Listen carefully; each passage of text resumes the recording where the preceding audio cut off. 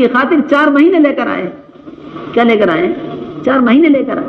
کم از کم 4 مہینے تو اللہ کے پاس لے جانے کے لیے ہمارے پاس. اس لیے میرے محترم دوست بزرگوں، حضرت مولانا الیاس مولانا صاحب رحمۃ اللہ علیہما کے زمانے میں جماعتیں روانہ ہوتی تھی جہاں سے روزہ جماعت کا نکلنے کا کوئی امکان نہیں، جہاں علاقے والے کام کو جانتے بھی نہیں تھے، وہاں یہ کہہ کر بھیجا کرتے تھے کہ 4 ماہ سے کم کی تشکیل مت کرنا. میوات والے 4 ماہ کی تشکیل علاقوں میں جا کر کیا کرتے تھے اور اللہ تبارک و تعالیٰ 4 ماہ کی جماعتیں نکلوایا کرتے تھے اور آج تک نکلوا رہے ہیں. کراچی جماعت چلی گئی، کراچی والوں نے کہہ دیا آپ علاقے میں جائیں گے تو ہم علاقوں میں جائیں گے تو علاقے والے ہم سے بھی کہیں گے.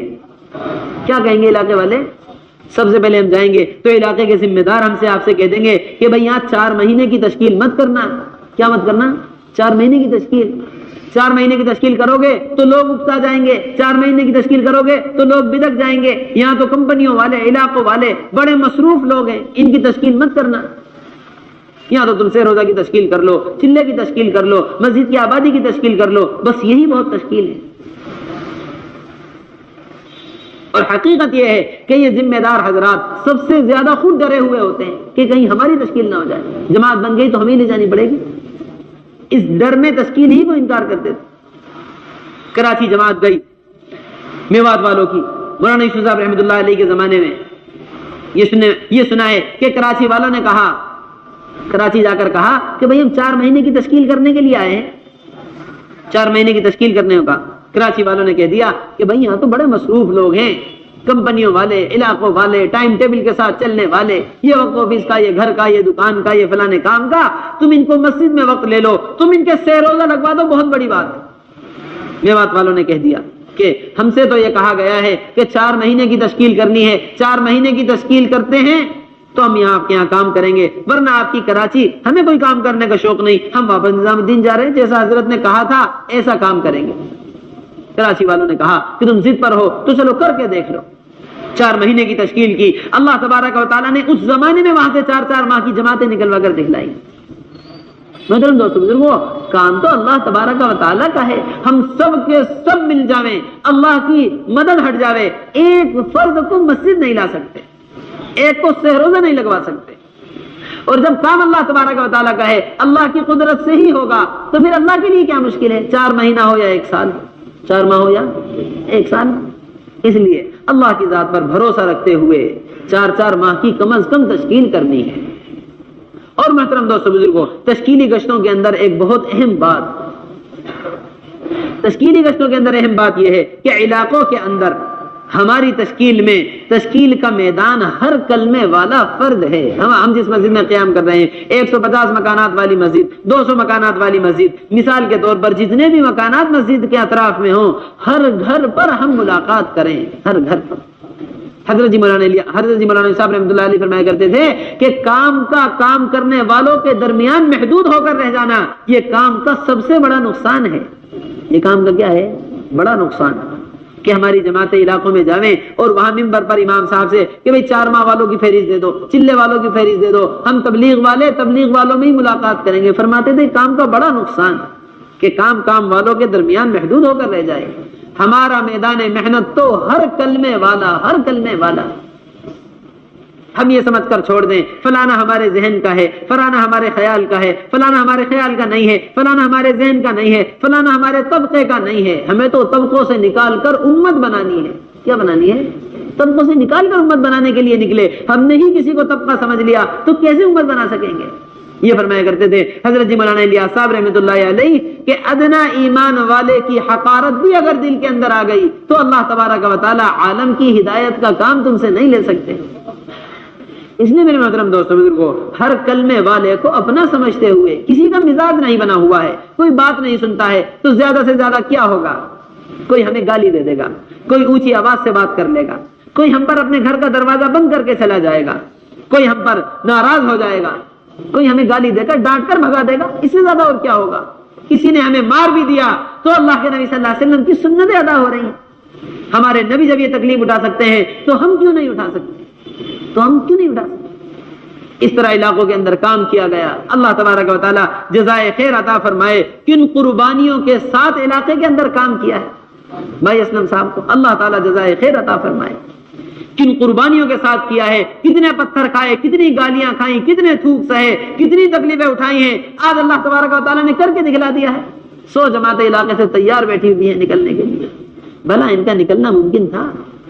وہ تو جس جگہ پر جب قربانی دی جائے گی دین کی خاطر، اللہ تبارک و تعالیٰ قربانی دینے والے کو اور قربانی دینے والی جگہ کو دونوں کو قبول فرما لیں گے، یہاں ماحول بنا دیں گے اور اس کو قبول فرما لیں گے۔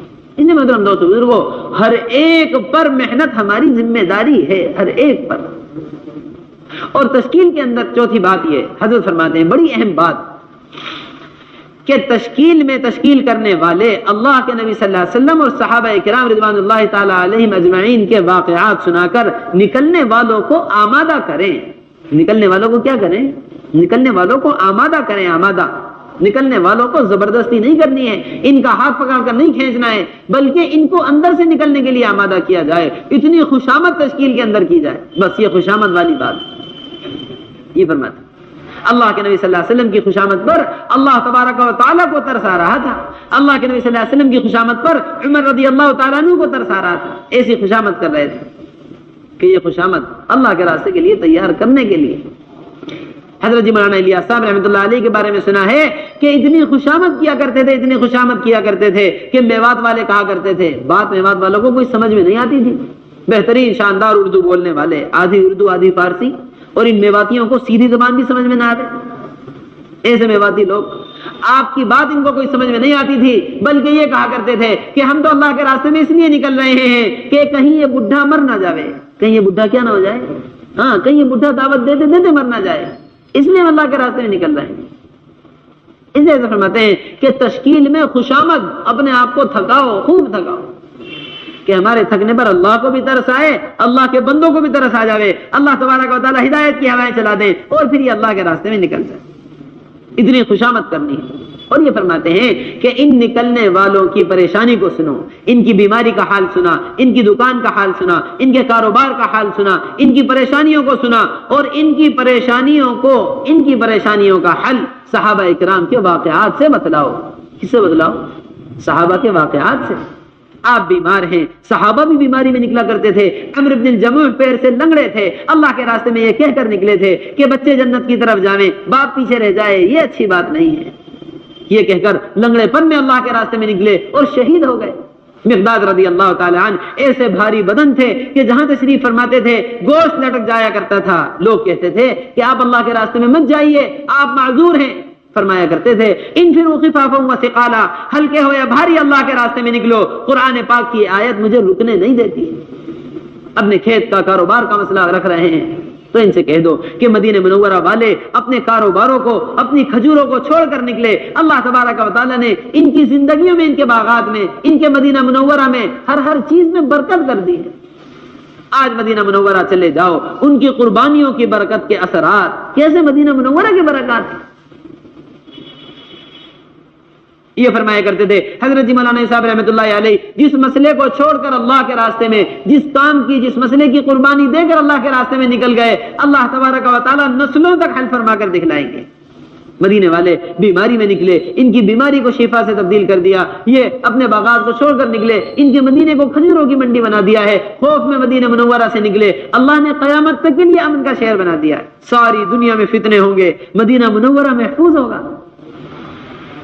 اس لیے صحابہ کے واقعات سے حل بتلاتے ہوئے ان کو اللہ کے راستے کے لیے آمادہ کرنا ہے، اللہ کے راستے کے لیے کیا کرنا ہے؟ آمادہ کرنا ہے۔ پھر جتنے لوگوں کے تشکیل میں نام آ جائیں، یہاں مسجد کی آبادی کی محنت کے دوران، یہاں عمومی گشتوں کے یہاں مسجد میں عمومی بات چیت کے درمیان، یہاں مذاکروں کے درمیان جتنے بھی نام اللہ کے راستے کے لیے آ جائیں، ان ناموں کو نقد وصول کرنا، ان ناموں کو کیا کرنا ہے؟ نقد وصول کرنا۔ یہ اللہ کے راستے میں نکل کر وصولیابی والا گشت ہے، یہ اللہ کے راستے میں نکل کر کیا ہے؟ وصولیابی والا گشت۔ اس میں میرے محترم دوستو بزرگوں، وصولیابی والے گشتوں کے اندر سب سے زیادہ قوت لگے گی، سب سے زیادہ قوت، ایک ایک کے گھر بار بار جانا، ایک ایک کی خوشامد کرنا، ایک ایک کی خوشامد کر کے لے کر آنا۔ ایک ساتھی کے گھر گئے، دوسری مرتبہ گئے، تیسری مرتبہ ساتھی کے گھر گئے، چوتھی مرتبہ اس کو جب لینے کے لیے گئے پھر عذر بیان کر دیا، پھر کیا کر دیا؟ پھر عذر بیان کر دیا۔ تین مرتبہ، چوتھی مرتبہ کے بعد پانچویں مرتبہ گئے، پتہ چلا گھر سے غائب ہو گئے ہیں۔ ایسی تکالیف ان اصولیابی والے گشتوں میں بار بار ایک ایک کا گھر کا چکر. ہماری کوشش یہ ہوتی ہے کہ بس ایک دو چکر میں تیار ہو جائے. کیا ہو جائے؟ ایک چکر میں تیار. جبکہ حقیقت یہ ہے کہ بار بار چکر لگانے پر ہی اللہ کے راستے کے لیے تیار ہوتا ہے. جناب رسول اللہ صلی اللہ علیہ وسلم مکہ مکرمہ میں ایک ایک گھر پر بار بار تشریف لے جا رہے ہیں. عمر رضی اللہ تعالیٰ عنہ فرماتے تھے 70 مرتبہ میرے یہاں آئے ہیں, 100 مرتبہ میرے پاس آئے, ہر مرتبہ ایسا جواب دے کر لوٹایا کہ امید ہوا کرتی تھی اب دوبارہ نہیں آئیں گے, مگر اگلی صبح جناب رسول اللہ صلی اللہ علیہ وسلم اسی امید اور اسی تمنا کو لے کر دعوت لے کر ہمارے گھر آ جایا کرتے. 70 مرتبہ 100 مرتبہ ایک ایک گھر کے چکر جناب رسول اللہ صلی اللہ علیہ وسلم نے لگائے. اس طرح میرے محترم دوستو بزرگوں, ان کو ہر ممکن کوشش وصول کر کے لانا ہے. وصولیابی کے اندر سب سے اہم بات یہ بتلاتے ہیں کہ اللہ کے راستے کے لیے تشکیل کی تو اب اس نقد تشکیل کو نقد وصول کر لو. حضرت جی مولانا الیاس صاحب رحمۃ اللہ علیہ کی یہی ترتیب تھی. میوات تشریف لے جایا کرتے تھے, صبح سے شام تک محنت کی, شام کو جو تیار ہوئے ان کو نقد وصول کیا, اللہ کے راستے کی روانگی ہدایات ان کو دی اور ان کو نقد اللہ کے راستے کے لیے روانہ کر دیا. اس لیے کہ محترم دوستو بزرگوں, ابھی جناب رسول اللہ صلی اللہ علیہ وسلم کے واقعات سنائے ہیں, ابھی صحابہ کی قربانیاں بتلائی ہیں. اب ایک جذبہ دل کے اندر پیدا ہو گیا. کیا پیدا ہو گیا؟ ایک جذبہ دل میں پیدا ہو گیا. اب یہ وقتی جذبہ انسان کا قدم اٹھوا دیتا ہے. خیر کا جذبہ ہو, خیر کا قدم اٹھ جاوے, ساری زندگی اللہ کا شکر ادا کرتا ہے. اے اللہ, میرے نکلنے کا تو موقع ہی نہیں تھا, میرے تو نکلنے کی ہمت ہی نہیں تھی, تیرا فضل و کرم ہوا, میں تیرے راستے میں نکل گیا. ساری زندگی شکر ادا ہوتا ہے. 1-4 مہینے پر زندگی بدل گئی. اپنے نکلنے والا دن یاد رکھتے ہیں کہ کس طرح نکلے تھے. اور خدا نہ کرے برا جذبہ کسی میں پیدا ہو جاوے, برا جذبہ برا کام کروا دے, اللہ سب کی حفاظت فرمائے. ساری زندگی جب بھی یاد آتا ہے تبھی غم ہوتا ہے. اس لیے دوستو بزرگوں, اس جذبے کا فائدہ اٹھاتے ہوئے نقد وصول کر لیا جائے. 2 ساتھی تیار ہوئے ہیں, ان کو نقد وصول کر لیا, ان کو اپنے ساتھ مسجد بستر اور سامان کے ساتھ اٹھا کر لے کر آ گئے. اگر 2-3 ساتھی تیار کر کے ہم نے 2-4-5 دن کے بعد کی تاریخ دے کر ان کو چھوڑ دیا تو یہ دوبارہ ماحول میں جا کر پھر ان کا ہاتھ لگنا مشکل ہو جائے گا. اس طرح وصولیابی والے گشتوں کے اندر ان کو نقد اٹھا کر لایا جائے اور اپنے ساتھ اپنی جماعت کا حصہ بنا کر رکھ لیا جائے. 2 سے 4 ہوں گے, 4 سے 6 ہو جائیں گے. علاقے والوں کے مشورے سے پوری جماعت مکمل کر کے ان کو رخ دے کر اللہ کے راستے میں روانہ کر دیا جائے. اور ان کو اللہ کے راستے میں روانہ کرنے سے پہلے جس طرح روانگی ہدایات ہم سن کر جا رہے ہیں اور اپنے علاقے کے ذمہ داروں سے روانگی ہدایات سنتے رہیں گے, اسی طرح ان کو روانگی اور ہدایات دے کر پھر اللہ کے راستے میں روانہ کرنا ہے کہ بھائی اللہ کے راستے میں نکل کر کیا کرنا ہے. یہی ساری بات ہے. اس طرح سے وصولیابی والا گشت ایک ایک کو وصول کر کے تیار کر کے لے کر آ جانا, یہ اللہ کے راستے کی گشت ہے. اور 5واں گشت یہ فرماتے ہیں کہ اللہ کے راستے میں نکل کر تعلیمی گشت. صبح کو منتخب احادیث اور شام کو فضائل اعمال, دونوں وقتوں کی تعلیم کے ساتھ تعلیمی گشت کیے جائیں گے. ساری جماعت بیٹھی ہوئی ہے, 2 ساتھیوں کو تھوڑے تھوڑے وقت کے لیے گشت میں بھیجا جائے کہ سارے ساتھی تعلیم سے بھی گزر جائیں اور سارے ساتھی گشت والی محنت میں بھی لگ جائیں. 2 ساتھی باہر جائیں گے, وہ باہر سے تعلیم کے لیے تشکیل کر کے ساتھیوں کو کہ مسجد میں اللہ کے نبی صلی اللہ علیہ وسلم کی حدیثیں سنائی جا رہی ہیں, تعلیم کے لیے باہر سے اٹھا کر لے کر آئیں گے. یہ ہمارے 5 گشت اللہ کے راستے میں نکل کر, عمومی گشت, خصوصی گشت, تشکیلی گشت, وصولیابی والا گشت اور تعلیمی گشت, اور اس کے بعد مسجد کی آبادی کی محنت. محترم دوستوں بزرگوں, جتنے بھی گشت اللہ کے راستے میں نکل کر ہمارے ہیں, ہمارے حضرت فرماتے ہیں کہ ہمارے سارے گشت, ساری ملاقاتیں برائے مسجد ہیں. ہمارے گشت برائے گشت نہیں ہیں, ہماری ملاقاتیں برائے ملاقات نہیں ہیں. ہمارے گشت اور ہماری ملاقاتیں برائے مسجد ہیں. کیسے ہیں؟ برائے مسجد. اس لیے کہ یہ فرمایا جاتا ہے کہ گشت کرنے والے کی کیفیت غوطہ خور کی طرح ہوتی ہے. کس کی طرح ہوتی ہے؟ غوطہ خور, کہ ڈوبنے والے کو پانی سے نکالنے والا. اب غوطہ خور کی کیفیت کیسی ہوتی ہے؟ ڈوبنے والے کا ہاتھ لگا تو ہاتھ سے پکڑ کر نکال لیتا ہے, بال ہاتھ لگے تو بال سے پکڑ لیا, جو حصہ جسم کا ہاتھ لگ جاتا ہے اس سے پکڑ کر باہر نکال لیتا ہے کہ وہ ایک پریشانی اور ایک مصیبت میں ہے, اس کو نکالنا ہے باہر. یا ہم نے کوئی ایسا سمجھدار غوطہ خور دیکھا ہو جو پانی میں اتر کر ڈوبنے والے ہی سے بات کر رہا ہو. کیا کر رہا ہوں بھائی, آپ کیسے ڈوب گئے؟ جب آپ کو پتا تھا کہ تیرنا نہیں آتا اور ڈوبنے کی زحمت ہو سکتی ہے تو آپ پانی میں اترے ہی کیوں تھے؟ مطلب یہ بات ڈوبنے والے کو سمجھ میں آئے گی؟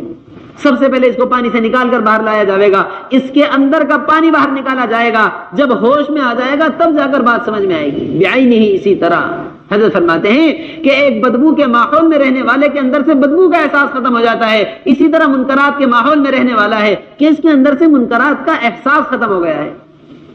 سب سے پہلے اس کا ماحول تبدیل کیا جائے تاکہ اس کو اپنے اس ماحول کی گندگی کا احساس ہو،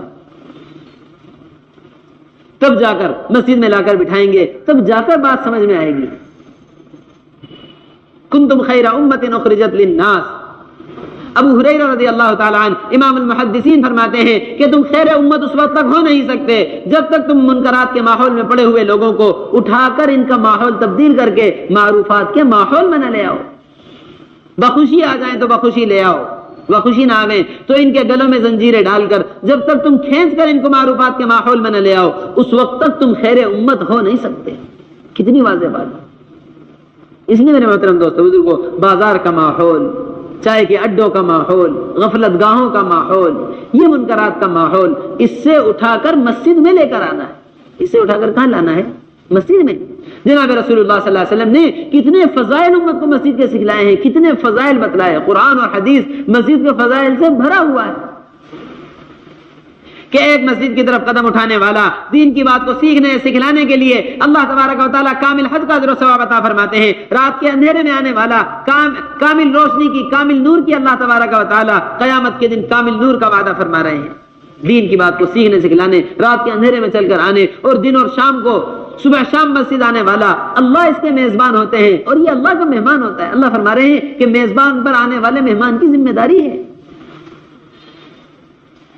من اتانی ماشین اتیتہ ہرولۃ، اللہ فرما رہے ہیں جو میری طرف چل کر آئے میں اس کی طرف دوڑ کر آتا ہوں۔ مسجد میں داخل ہونے والا اللہ کی رحمت اس طرح گلے لگاتی ہے جس طرح بچھڑا ہوا دوست کو گلے لگاتا ہے۔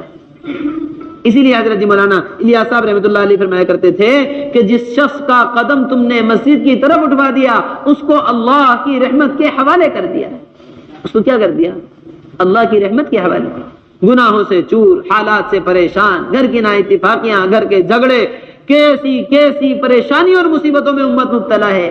اللہ کی رحمت کی کتنی محتاج ہے، اللہ کی رحمت کی کتنی محتاج۔ پھر بھی یہ کہتے ہیں کہ مسجد لانا کوئی ضروری نہیں۔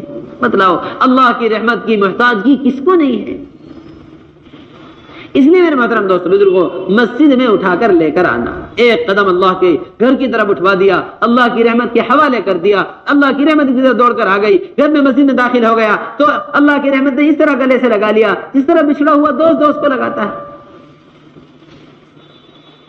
اس طرح ہر ایک کو ہر گشت کے دوران مسجد میں لے کر آنا۔ ابو ہریرہ رضی اللہ تعالی عنہ بازار والوں پر گشت کر رہے ہیں اور یہ فرما رہے ہیں ما اعجزکم یا اہل السوق، کس چیز نے تمہیں عاجز کر دیا ہے کہ مسجد میں جناب رسول اللہ صلی اللہ علیہ وسلم کی میراث تقسیم ہو رہی ہے، میراث بتلا کر مسجد کے حلقے کی طرف بازار والوں کو بھیج رہے تھے۔ کہاں بھیج رہے تھے؟ مسجد کے حلقے کی طرف۔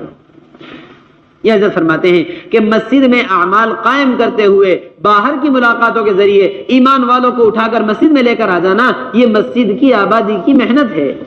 یہ مسجد کی آبادی کی کیا ہے؟ محنت۔ یہاں عمل قائم کرتے ہوئے باہر کی ملاقاتوں کے ذریعے ایمان والوں کو مسجد میں اٹھا کر لے آنا، یہ مسجد کی آبادی کی محنت۔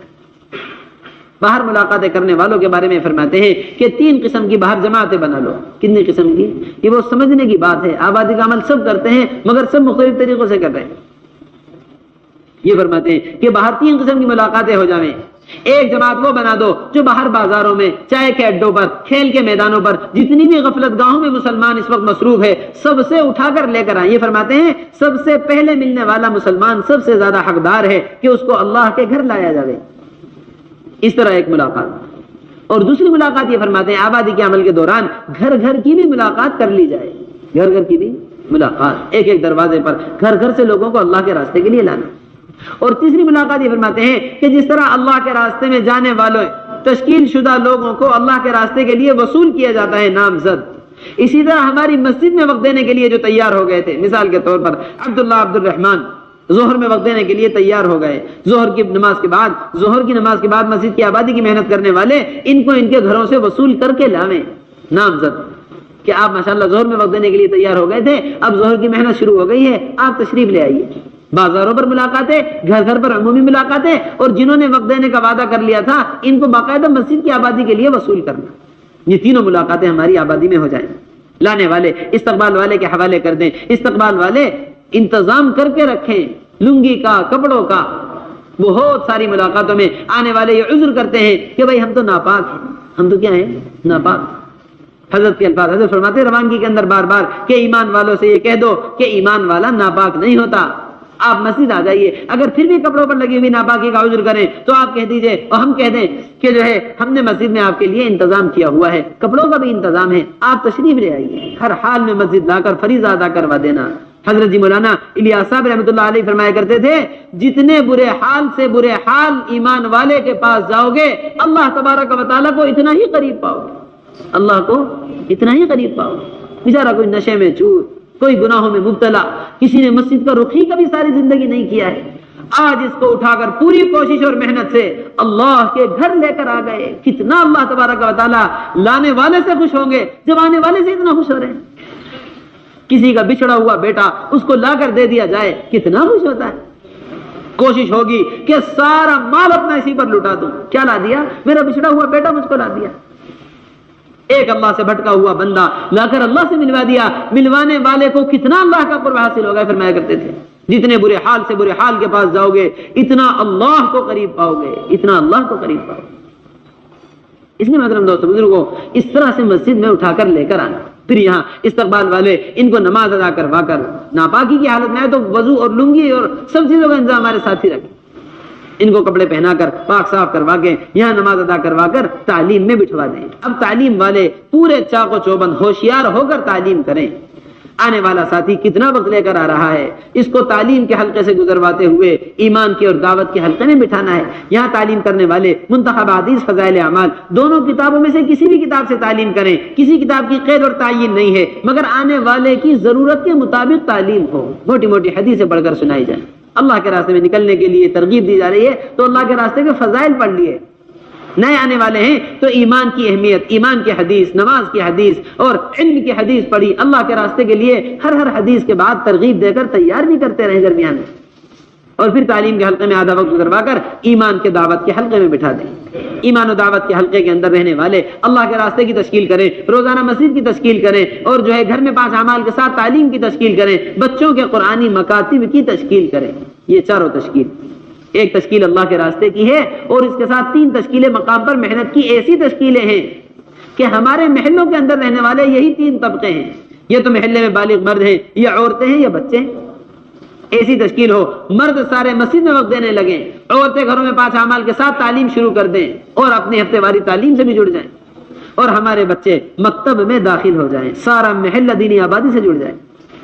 اس طرح یہ چاروں تشکیلیں ایمان کے حلقوں کے اندر۔ اب حضرت ہمارے فرما رہے ہیں کہ اپنی مسجد کی آبادی کی محنت کے دوران مقام پر بھی، خروج میں بھی، یہاں دعوت اور ایمان کے حلقے کے ساتھ ساتھ سیکھنے سکھلانے کا بھی حلقہ لگایا جائے۔ جیسا اللہ کے راستے میں نکل کر دوپہر کی تعلیم کے بعد سیکھنے سکھلانے کا حلقہ لگتا ہے، اسی طرح سیکھنے سکھلانے کا حلقہ آبادی کی محنت کے دوران بھی ہو،